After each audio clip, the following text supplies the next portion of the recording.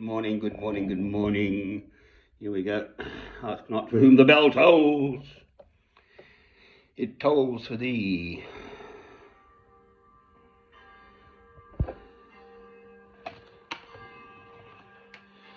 Yes, well, good morning.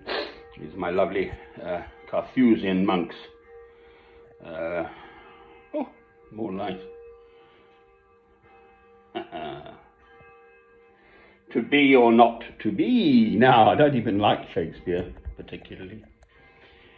Oh, Lord, lucky old me as ever, counting my blessings.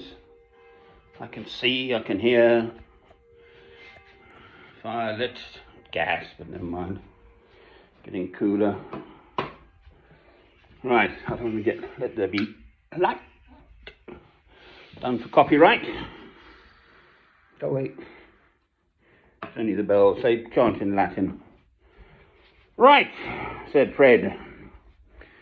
I'm not even that keen on Shakespeare, but there is this, so if you can bear with me, I'm just going to read it in, for whatever reason,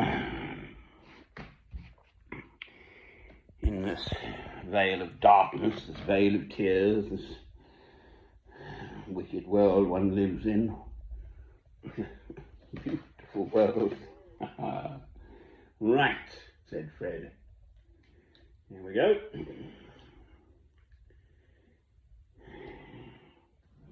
This comes after everyone else blethering on about everything, in particular the genocide, ethnic cleansing, crimes against humanity being committed by Israel in the Holy Land now, in Gaza Strip specifically, but West Bank and so on, utterly supported militarily, financially, morally by America, Germany, and my country, Britain. Enough already. And I'm not even Jewish. Right, so here we go. Shakespeare, so in the 1500s, I think, so at least 400, if not 500 years ago this was written. But nothing new under the sun. To be or not to be, that is the question. Whether 'tis nobler in the mind to suffer the slings and arrows, ages fortune I even almost know it, or to take arms against a sea of troubles, and by opposing end them, to die, to sleep. No more, and by sleep to say we end the heartache and the thousand natural shocks. That flesh is heir to, 'tis a consummation devoutly to be wished. To die, to sleep, a chance to dream. Aye, there's the rub. I even almost know this, and I don't like Shakespeare. And then I'm afraid we come on to Plato, and so he lived 300-400 years before Christ. Highly influential ancient Greek philosopher from Athens who was a student of Socrates and a teacher of Aristotle. But the Republic outlines his theory of forms and envisions an ideal state ruled by philosopher kings. Oh dear. Well, that's a bit of a thing. Here's a picture of him. I think drawn by Archimedes, his pupil. It's a famous painting. Plato and Aristotle. Anyway. Right, so that's the preamble. Well, I live in this world now, obviously. I'm approaching my 60 years and 10, so I'm jolly well speak. I'm actually only 69, but, you know, as good as.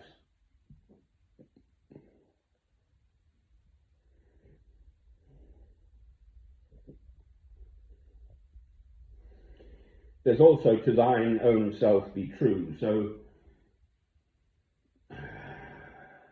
somehow,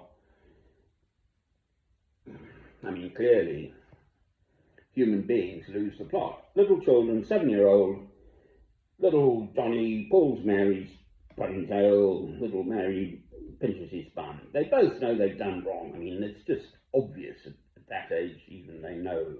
And certainly by 13, youngsters or young, it's bar mitzvah age, so 13 in some senses one is quite grown up. According to old-fashioned Jewish law, that's it. You're a young man, actually. Or, for that matter, there's bar mitzvah for girls, I'm not sure. But 13 seems to be an important age for ancient Jewish traditions. We have 16, age of consent, and then 18. It used to be 21. Tolkien, J.R. Tolkien in The Lord of the Rings, talks of the tweens, so 33 before you're 33 years old, before you're sort of a grown person, actually. So I've doubled that. Have I got any wiser? Well, the simplest wisdom, if it's wisdom at all, quite frankly, is the meaning of life. While we're here in this earth, we are here, God put us in his earth, his universe, to love him. The two commandments. Love God, love your neighbour as yourself. On these two commandments hang all the law and the prophets. Amen. That's not wisdom. I mean, that's just, as far as I'm concerned, plain as the nose on one's face. And yet, from Johnny and Mary at 7 to Jonathan and, Mary Ann at 27 or 37 or 47 or 57 or something, in the case of the current President of the United States of America, they completely lose sight of just the basic, right and wrong, truth. An honest man has no superior. Well, what does that make that awful little man? As far as I'm concerned, he's utterly dishonest. One can't believe a single word that comes out of his mouth. Therefore, I won't listen. Now, I've lived through the tail end of Vietnam protests in the 70s. It's the only march I've ever been on. I'm not a marching type. I've got a good brain, and I don't see the point. Because the great and the good, the powers that be, just don't listen. They just hack on with their agendas once they're in power, in democracies. Obviously much worse in other setups.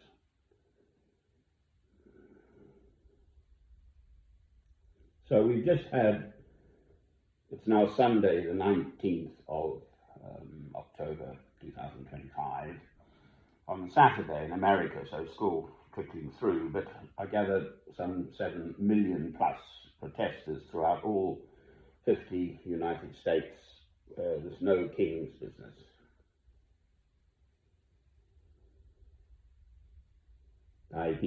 People, deeply dissatisfied with the way America is going. But there was the second war in Iraq. Mr. George W. Bush and Mr. Tony Blair of Britain. Utterly false, the whole business. And there, whatever the figures actually are, but well over 1 million individual single human souls, innocent human beings, were slaughtered by the West, primarily America, but heavily Britain, heavily involved.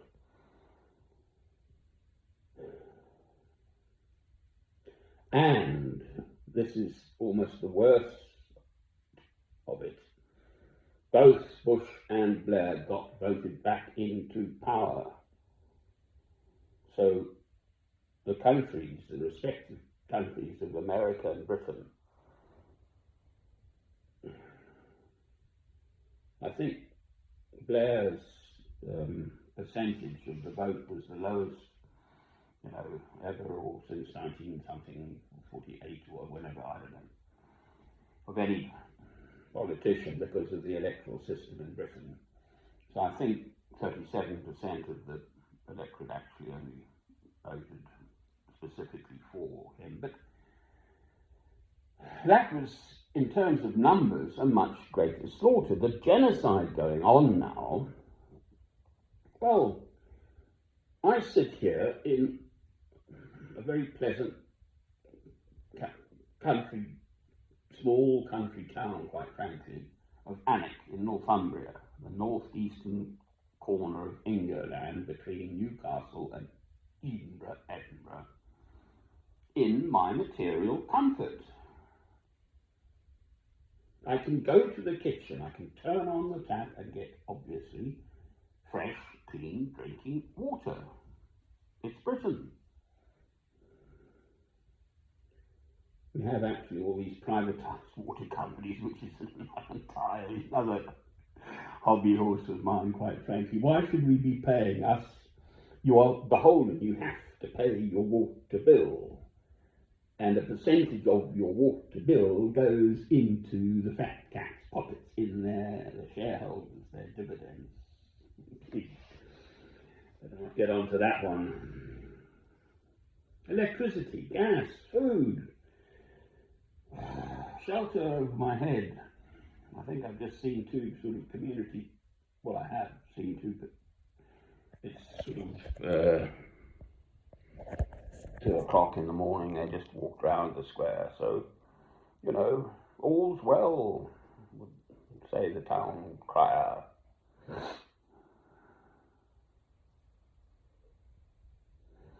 So, slings and arrows of outrageous fortune, to be or not to be. My overall feeling, actually, is of deep sorrow. Truly. I can have a really good night's sleep and wake up, and there's just a sort of sense of sorrow about the world I live in. That yet again mankind is proving just its awful side, its evil side, quite frankly.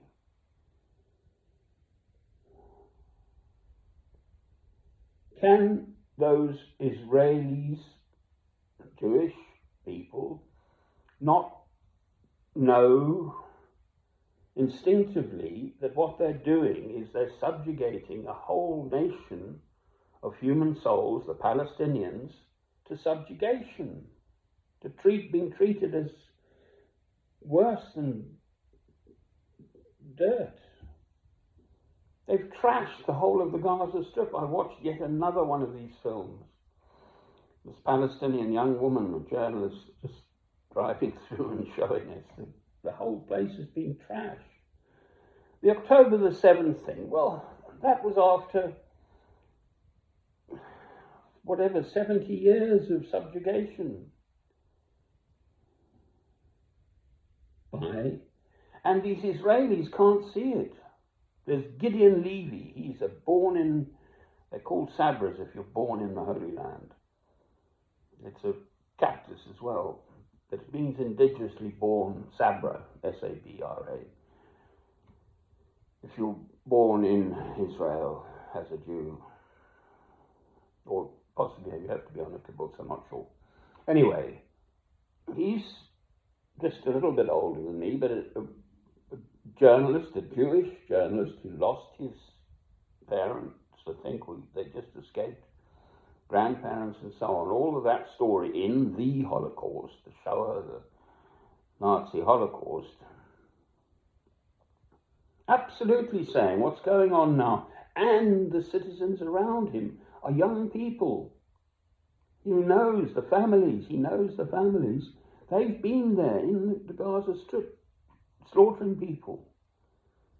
These IDF, Israeli Defense Force soldiers, target young people, and they come in.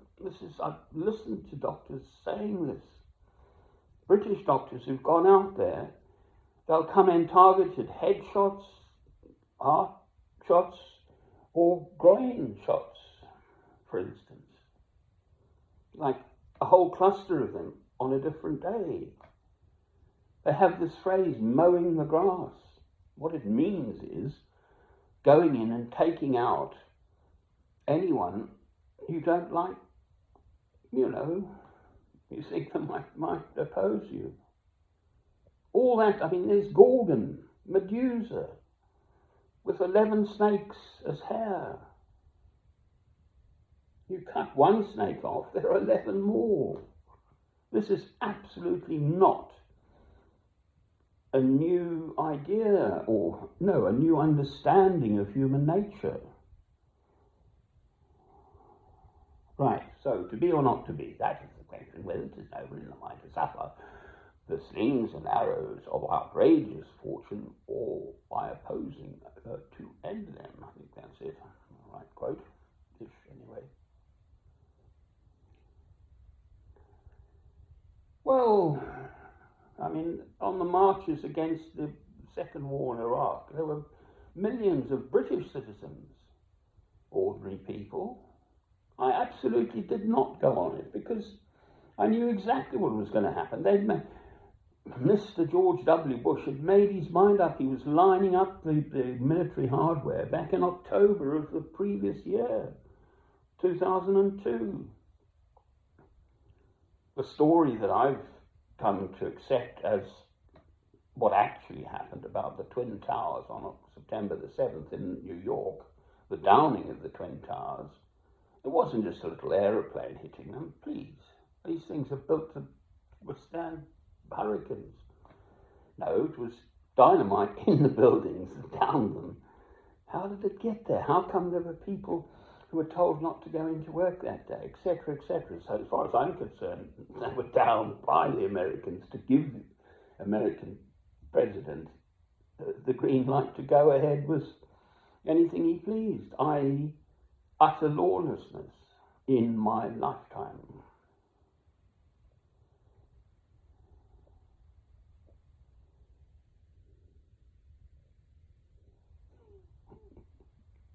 I wonder what they think of it all. That's Mr. Socrates at the bottom, polar bear. In the middle is Perry the puffin, and at the back is Peter the panda, and he's sort of crying. Oh, don't cry. And then behind I've got little Patricia the poppet.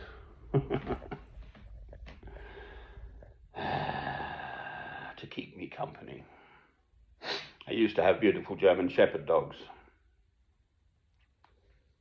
whom I miss. So there it is, to be or not to be, that is the question, whether it is noble in mind to suffer the slings and arrows of a strange outrage, or by opposing to end them. Well, this is the best I can do. I've made a short about this, little short, which people do seem to watch the short ones. Most people won't make it to the end of this film of mine.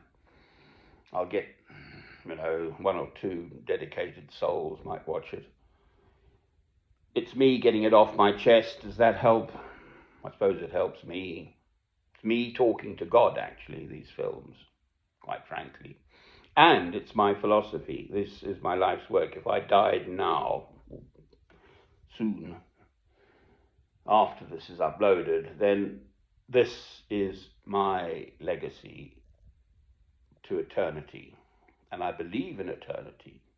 God's promise to all mankind, those who believe in him. These are Christ's words, John chapter 14, verse 6.